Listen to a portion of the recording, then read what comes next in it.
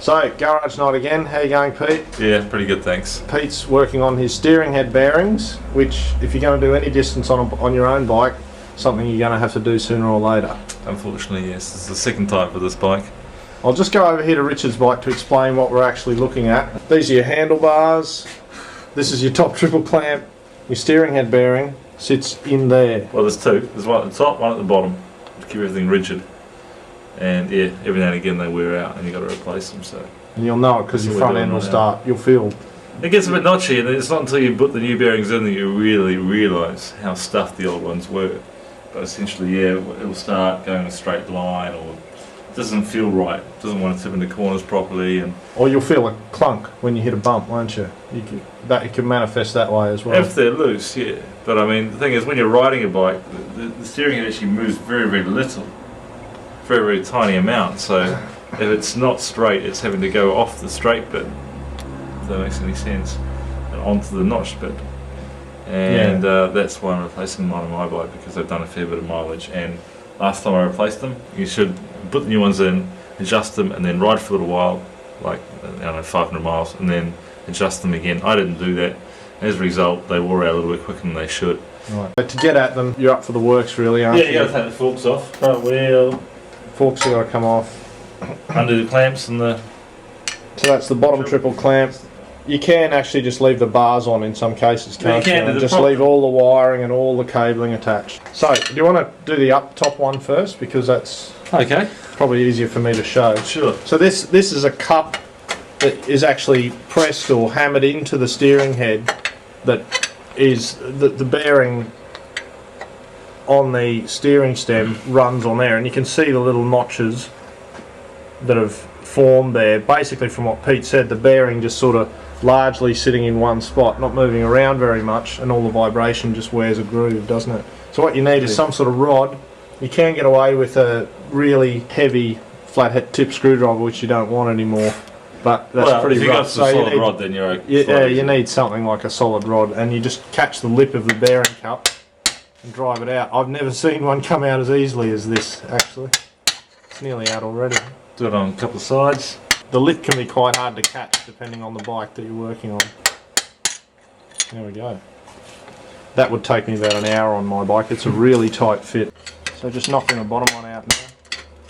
Got to make sure that you're catching the lip of the bearing cup and not some internal bit of machining on the inside of the steering head. And that's the cup. It's internally tapered. It's tapered.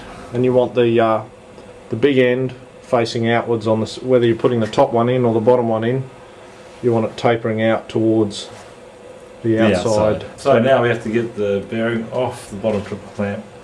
That's your job, Oz. Is it my job? Why? You're the expert at that.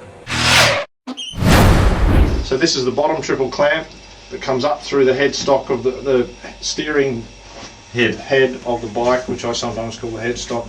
There's a top bearing goes on there. This is the bottom bearing.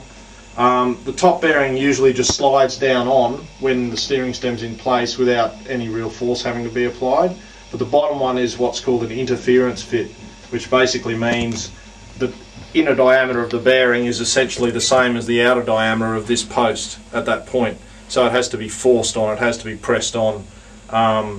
And so obviously getting it off involves an element of force as well. You're not going to use this bearing again. You replace the bearing and the cup as a set always, and they usually come as a set. You never reuse any of it. So what I usually do is get some side cutters and just hack into the cage. Use whatever you've got to hand, really. I've done it a few times before. There we go. The cage is off. All the little bearings fall out everywhere. That has a seal, and the seal is sometimes the seal is sometimes integral with the bearing. What you can actually do is get an angle grinder if you're careful enough, or we've got a Dremel here, which is a bit of a finer tool, and just cut into the race there to weaken it. Cut as deep as you can, and then a few whacks with a chisel, and it'll normally split.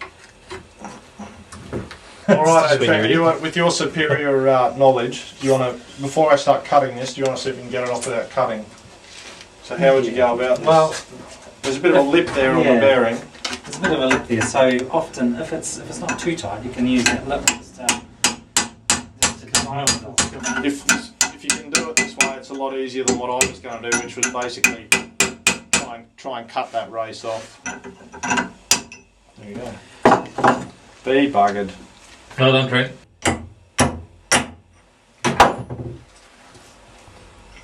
Are you bleeding?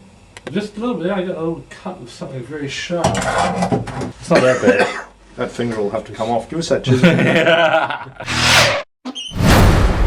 I'd say some butcher's been involved in that. Obviously not me. Not me either. So seal goes back on. Your bike has a seal. This is the bearing. This bit goes in the bike. In the steering head. This bit goes on here. Make sure However, it has no grease on it. so you use an appropriate grease. This is some sort of waterproof. It's red. It looks cool. Yeah, no, that's not it. That's not the way you do it, is it? You put it down here, don't you? You do. If you look at- normally, what you would do, you take a big glob of it and stick it in the centre of your hand. Let's do that. If you look inept enough, Trent will just do it. Yeah. So big gob in the centre of your hand. And take the bearing and just Blends nicely with your own blood, just Pete. squish it down like that. So you turn it around, squish it in all the way around, and as you push it down, it forces grease up inside the bearing. So you do that all the way around that side, turn it over, do it all the way around the other side. Okay. Maybe spin the bearing a bit, squish a bit more in Got to do it till it actually hurts your hand, Pete. till it bleeds. Yeah. If you're not taking skin off your hand, you're not doing. If you don't get any blood inside the bearing, it's not really good for anything. Yeah. Very messy job, but you want to get all grease and no air in there, don't you? Trent, basically. Yeah, pretty much. That palm gets a fair bit of work too.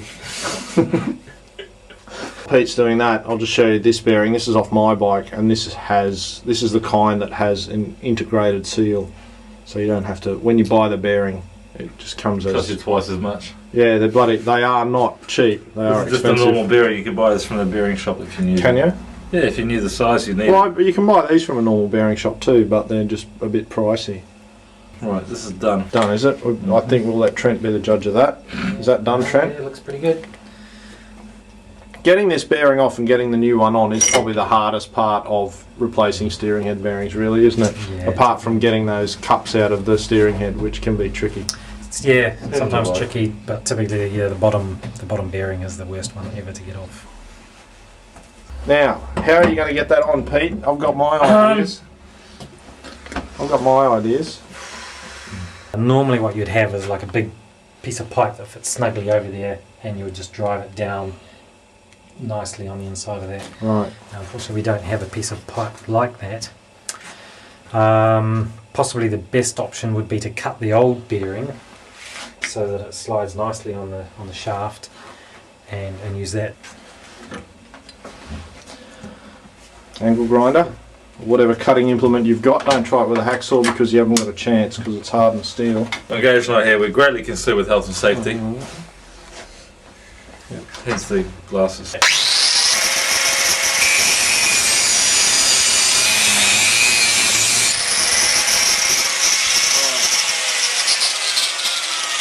So what we've done there is got the old core of the old bearing, just put a cut on it, cut through it so it fits loosely over the shaft, hey, so it doesn't, it's not sort of a press fit on the shaft, right? Indeed, yeah. So just quenching a bit of heat with some stale beer. No, that's the one I'm drinking. Oh, is it? Because there's one that's been sitting here for weeks. Use that one instead. That's alright, it's done. It's done now. So you've put it on upside down Yep. compared with the Otherwise, with the bearing. this outer race would obviously damage the bearing. Right. So you've got a nice couple of bits of bent alloy on the doors of the vise, so it's nice and soft. And there we go. Bearing's on. Now you just need to get that thing off. There we go. There we go. Chuck that, new bearing on, fully greased. Alright, so Pete's got the top bearing cup, just Bottom.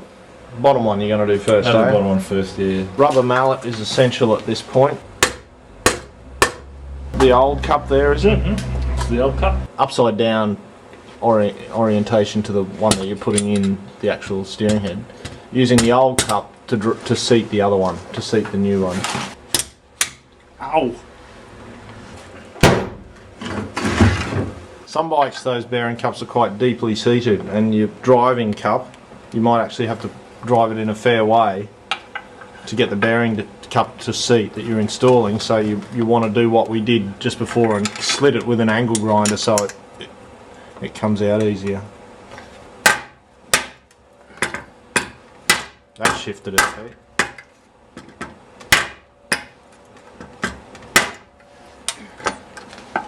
I would just get the driving cup now and just get a regular hammer and hit against it. So that's now seated in its recess in the steering head. That's all done. You just repeat the process with the top one. You might need to put a set of multi-grips on there to pull it back out, but just finish it off. Make sure there's no hollow sound there. Once you're sure there's no hollow sound, then you know it's fully seated. Pete's just use the claw of the claw hammer to get it back out. And there we go. And the steering head can go back together. Pete's just putting the top bearing in place, nicely greased up, same way that he did with the bottom one. The bottom triple clamp or yoke, just poking it up through. Depending on your bike, it might have dust covers, seals, any sort of array of washers and things. Just make sure you put everything back where you found it. Okay, now the top triple clamp goes on. And on the KTM here, there's just a big bolt that screws down. Yeah, so basically up under the handlebars is that big bolt, and once you've got that to the right tension, Pete, you said you adjust this. It's a pinch bolt. Once you get the right tension, you pinch that up, that holds it all in place, and then you ride it for, I don't know, 100, 200, 300 kilometres, maybe even 1,000 kilometres, and then you readjust it all. What is good tension on steering head bearings? As long as you can turn the handlebars nice and loosely, and it's not juddering, that's perfect. Probably tighten it up until it doesn't move freely, and then back it off. Yeah, I'd say do that. Yeah. So once you've got the forks and the wheel and everything on, and the front of the bike lifted, the handlebars will still, if you move them, they'll fall from side to side. Indeed. And then the other important thing is you grab the forks and you do like this on the forks, and as long as they don't move in there, then they're right as well. The KTM does the adjustment up here, and then you tighten this pinch bolt that clamps the triple clamp onto the shaft, the steering post, steering stem that's coming up through the steering head. Others have the adjustment actually under here, so you have to loosen that nut, then do an adjustment here, then do that knot up. That's tonight's work done anyway. What do we call this, Pete? How to do head bearings. Oh, you're supposed to say garage night. Oh, garage night. Sorry, yes. That's all for garage night for tonight.